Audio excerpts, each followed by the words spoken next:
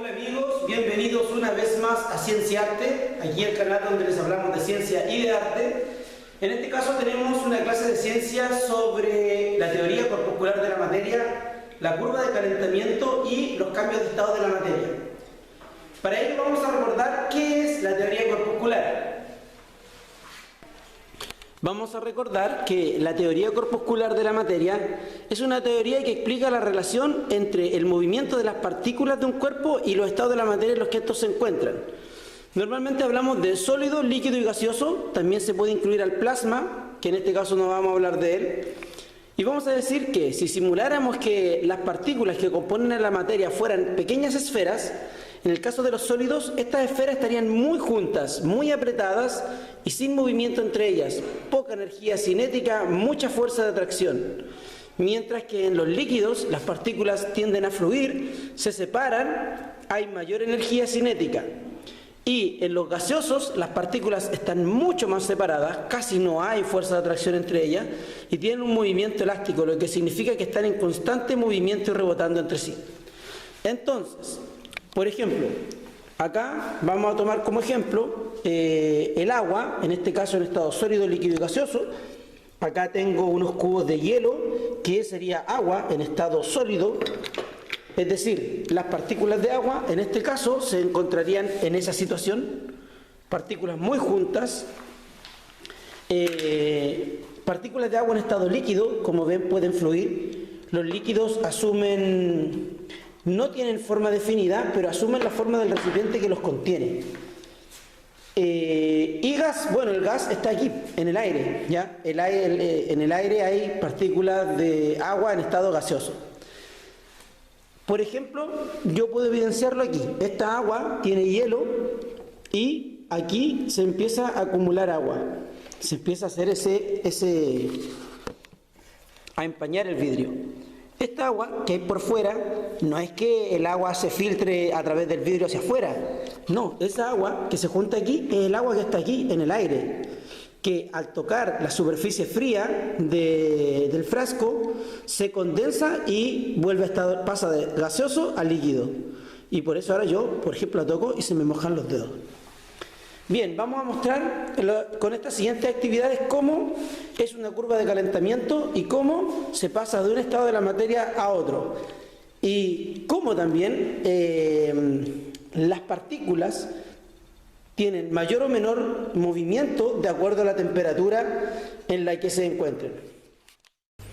Entonces, para comenzar nuestra curva de calentamiento, tengo el mechero, ¿cierto?, como fuente de energía calórica que va a transferir su calor al frasco precipitado, y el frasco precipitado va a transferir la energía calórica a los cubos de hielo.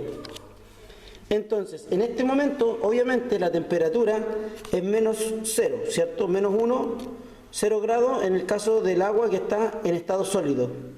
Pero podemos ver que ya empieza a salir vapor de agua, lo que me indica que está comenzando el proceso de cambio de estado. En este momento, las partículas que están en estado sólido empiezan a ganar energía cinética para pasar a líquido.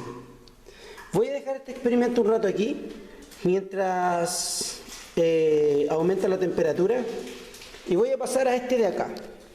Acá tengo dos frascos. Tengo uno con agua con hielo y el otro con agua recién hervida. Podemos ver que, por ejemplo, el termómetro, me indica que hay 0 grados, mientras que en este otro de acá la temperatura va en los 70 grados. Entonces, en teoría, la teoría corpuscular me debiera decir que acá las partículas que componen el agua tienen mayor energía cinética que las partículas de acá que están más frías. Vamos a demostrarlo aplicando un colorante en cada una y ver lo que sucede.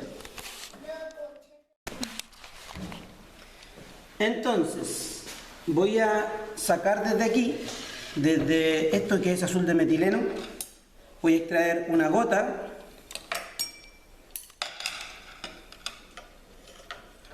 y Vamos a echarla en el agua fría. Podemos ver que en este caso el colorante quedó ahí estancado, casi ni se mueve. Mira, hazle una toma desde arriba hacia abajo, para que vean aquí por el tubo, ahí se ve, de que el colorante está estancado. Bien, ahora vamos a hacer lo mismo, pero con el de acá, con el agua caliente. Tomo un poco de colorante y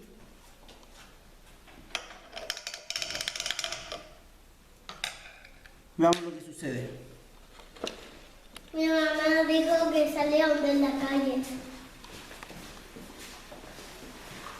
Podemos ver que en este caso el colorante se expandió fácilmente en el agua. Miren cómo empieza a cubrir todo el agua y es como si se estuviera revolviendo.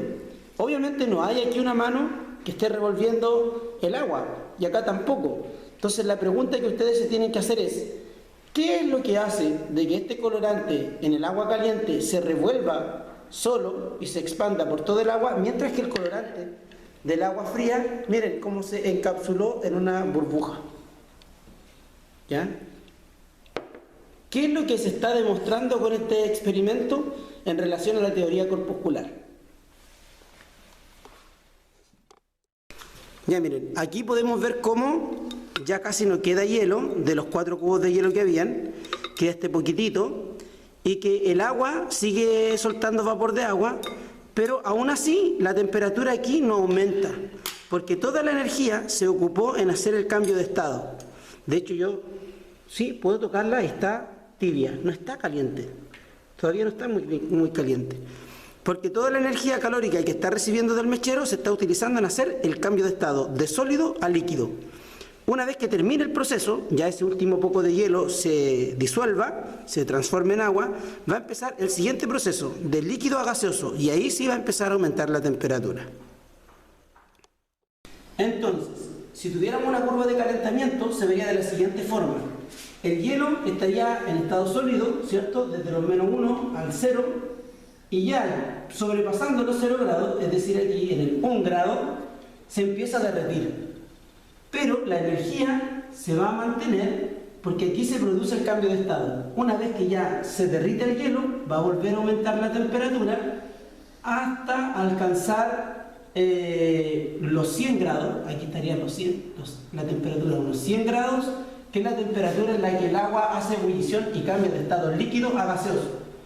Entonces, aquí en los 100 grados se cambiaría de estado nuevamente, y esto se sostendría hasta que ya se haya vaporizado toda el agua. Entonces tenemos que la curva de calentamiento no es así, sino que sube, se sostiene mientras cambia de estado, termina el cambio de estado, aumenta y se sostiene en el siguiente cambio de estado. Ahora esto podría aumentar hasta transformar el gas en plasma. Entonces, bueno, aquí va a ser difícil ver el proceso de ebullición, ya que el calor que produce el mechero no es suficiente para que el sistema alcance los 100 grados. Pero podemos ver sí el proceso de vaporización. Bueno chicos, espero que les haya servido el video, que puedan profundizar más sobre el tema y estén atentos a la guía de trabajo para que la desarrollen. Nos vemos.